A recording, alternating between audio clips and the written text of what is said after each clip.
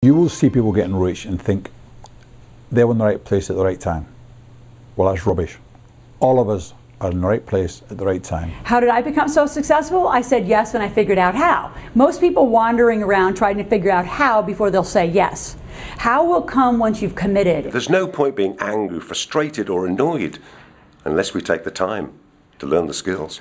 And the good news about failure is nothing bad happens. And I didn't look at it as failure, I looked at it as feedback. And so failures are part of the process of success. There is no success without failure. You will find that there are many very humble, very quiet, wealthy people that have been able to make money at something that they really enjoy, really love, by maintaining their own values. Never deviate from that and you'll be a much happier person. Right, let's start at the beginning. I was born here, in the upstairs bedroom, and in the same room that my father had been 32 years before. My father is a good, honest working man, and yet, like 96% of our population, he retired with insufficient funds. So what is the difference between us? I've always wanted to know. And that quest has taken me across continents, across time, across civilizations, and yet the journey for me started here, in the gutter. This journey of discovery quickly led me to libraries as well as to the back rooms of dusty bookshops as I tried to find out what it was that made the rich different from the rest. I went back into history and researched into our wealthy and abundant ancestors. I started to look at ancient civilizations. I became intrigued.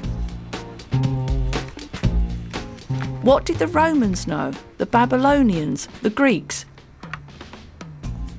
There are common themes that we can learn. There are fundamental principles to wealth. There are things that the wealthy people know and do that the rest of the world doesn't. And they are simple laws. They are easy to understand and easy to implement. They are not taught in schools, although they should be. They are principles handed down from one wealthy person to another, and these principles emerge out of the mist for everybody at some stage in their lives, and some people see them and some people don't.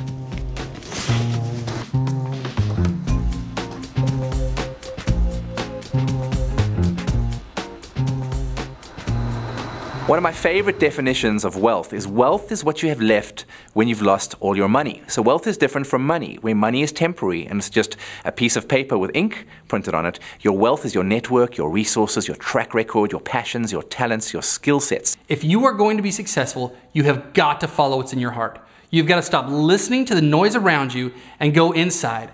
Go internal, discover for yourself what makes you successful, and then put all your energy at that. When you do that, you will have all the success you've always wanted.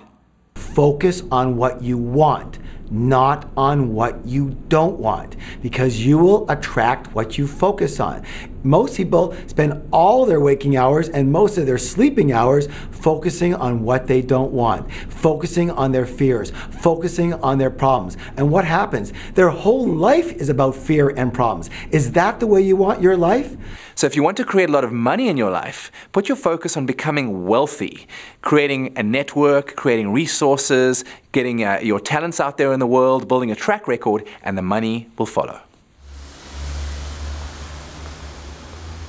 Before I take us back to the ancient world to discover what they knew about creating riches, I've stopped off here in Paris to consider the issue of mindset. And since everything that has ever been created or invented by a human was first in imagined thought, it's very important to control your thoughts in the direction of the desired result. So I would say the number one thing is the way that you think and have a relationship towards money. I think anybody can be wealthy, because if I take myself as an example, I had no real background that would have been an obvious characteristic for either success or wealth. Having started with nothing and leaving school at the age of 16 probably qualifies me as somebody who probably had less than nothing.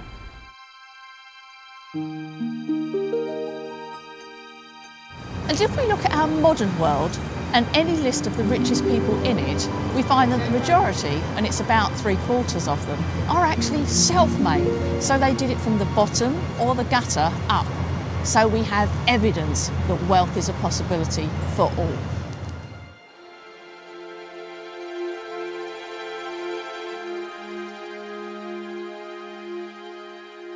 So to keep building a positive mindset, it's important to remember these vital facts.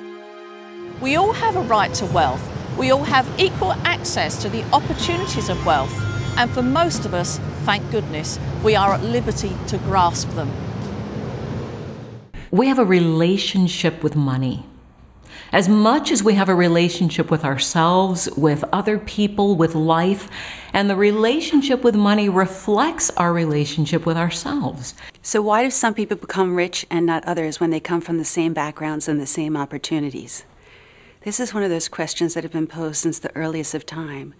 And what we found is the value that somebody has instilled inside themselves. When someone has an innate ability to be able to see the value of who they are, then they're able to capitalize on that, and they'll be able to grow that and be able to make more money and be able to have more of everything that they've ever wanted. How you speak about money, how you think about money, and how you feel about money is very, very important because it is a relationship. And if you were to speak and think and talk to a person that way, or any other relationship in your life, the way most people talk about money, they would really start to understand maybe why more of it isn't coming to them. So how is your money blueprint formed? Very simple. By the conditioning from when you were young, what you heard when you were young, what you saw when you were young, and what you experienced from when you were young. But the way that you know that you have an opportunity to grow is you begin to see patterns in your life.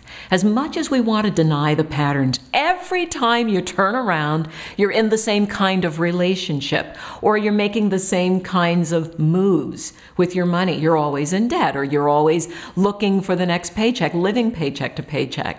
The good news is this: your money blueprint can be changed. And when you see a pattern, don't say, "Oh God, why does that always happen to me?" Ask yourself, what in me needs change and transformation? How can I grow? Most people ask themselves why. Why don't I have any money? Why isn't this working, or what have you? But if you stop and ask yourself, what is it that I believe about money? What is it that I heard my parents say about it? What is it that I think about it today? What is getting in my way of me having more of it? Things like that. What questions are very, very powerful to the subconscious? The number one key to success is your mind. The main reason why most people never become rich is they never choose it. They never choose a new team. They never choose to really go make new money. They don't set their life up, I call it corporate life. They never set themselves up to really live corporate wealthy life. And there's a way that the wealthy have done it for generations and generations. And it's really a matter of choice and lifestyle and the frame of mind and making that happen for themselves. Winners dwell on the desired result. Losers dwell on the penalty of failure. If someone tells you that you can't do something, 17 more people have to come along and tell you that in fact you can, for you to reverse that one negative statement. You have to fake it before you can make it. I know that might sound kind of crazy, but you need to trick your mind. You need to fool your mind into being successful, because all success starts here first. Nothing has ever been created first physically before it was created spiritually. So you got to create it in your mind. You got to go out there, act successful, dress successful, look successful, be successful, and inadvertently you will become successful. You think like rich people, you get like rich people. You think like broke people, you get to have what broke people have. This is very simple here. Now, I'm not talking about faking it so the Joneses see what you have. I'm talking about down and dirty in your mind, teaching yourself that you are successful first. When you do that, it will naturally come to you. I've been through periods in my life where I've started to doubt myself, and that's a very, very dangerous thing to do, because when you start to doubt yourself, you start making the decisions based around fear and scarcity and anxiety. So you have to condition yourself repetitively, again and again and again, with the right words, the right feelings, the right emotions, at the right time, over a long period of time, to condition yourself to believe that anything is possible. I used to watch a videotape of a personal development speaker, and I used to watch it again and again and again. And he was saying, believe in yourself, you can do this, believe in yourself, you can do it. And I watched the television set so many times that I started to believe that he was speaking to me. And I started to hear the words and know what was going to be said next. And I could repeat this in my mind even when the television wasn't switched on. And it became part of me, and it built my self-belief. Repetition is key. And not just repetition by itself, but repetition with the right materials, the right emotions, and the right thoughts. And when you build your self-belief, you start to believe that you're unstoppable. And when you become unstoppable, then you start making decisions based around having confidence in yourself. Well, the fastest way I know to build a wealthy mindset is to hang around with other wealthy people. And the easiest way to do this is to get yourself into some kind of mentoring program or find yourself a mentor of some kind. Somebody who's already done what it is that you're wanting to do, and notice how they think. And if you hang around them for long enough, their mindset will be transferred into yours. At the end of the day, I believe that we are exactly where we choose to be. And if we don't like our circumstances, it's up to us to do something about it. Therefore, I believe for myself, I'm exactly where I was meant to be because it's exactly where I chose to be. And before we leave Paris, let's talk about liberty. Because the Statue of Liberty that we know in New York Harbour was a gift from the French people to the Americans, and there are 2 other versions here in Paris, as a constant reminder that the 18th century revolutionaries here in France, and all others like them across the globe, fight for the liberty of the common man, and we owe it to them to grasp that liberty whenever we can. Every individual lives by a set of values, a set of priorities, a hierarchy of values, things that are most important to least important. Whatever's highest on a person's value is where they're disciplined, reliable, and they're focused. And they bring order and organization to that, and nobody has to get them up in the morning to do it. They're inspired from within to do that. In fact, they identify themselves by that. Their mission revolves around that. But as they go down the list of priorities and values in their life, they tend to procrastinate, hesitate, frustrate, they have a disorder, disorganization, they tend to not do things. You know, I've always been fascinated by goal setting and motivation, and I discovered something. It's this. Away motivation is the catalyst for action. You move away from pain, from poverty. Towards motivation is the continuation of action, because goals are magnetic. You'll move towards wealth and towards pleasure. Make sure you set your goals. Most people don't have savings because they're in things that are tension relieving instead of goal achieving. In other words, they need to escape on the weekends and in the evenings from the goals they never set. That's why they watch other people making money having fun in prime time. Winners live in prime time. Losers watch others making money in prime time. So if you really want to build wealth, you have to have a real value on it. When the why is big enough, the hows take care of themselves. So what I tell people to do is write 1,000 benefits and reasons why they would love to build fortune and build wealth and save money. Not 1,000 reasons of what they're going to do with the money and spending it, but 1,000 reasons of why they want to build money, build wealth, build a fortune. Because if they don't have a big enough reason for doing it, they'll procrastinate, hesitate, and won't follow the strategies to completion. You know, for me, creating a wealth mindset wasn't easy in the beginning. You know, I didn't come from a wealthy family. I didn't come from a starving one either. I was in a very comfortable middle-class family. And for me, getting into a level outside of that was a bit of a challenge. Listen, if you want to have a happy life, if you want to have a successful life, focus on what you want. Put your attention on what you want, not on what you don't want, and that's what you will attract. And what I did is I turned to the power of the subconscious mind by learning to program my unconscious mind in the ideas of wealth. This began by affirmations of wealth, by creating vivid images in my mind of the amount of wealth that I wanted to create in my life, having a clear vision on a consistent basis for what level of wealth I deserved and which ones I was committed to making.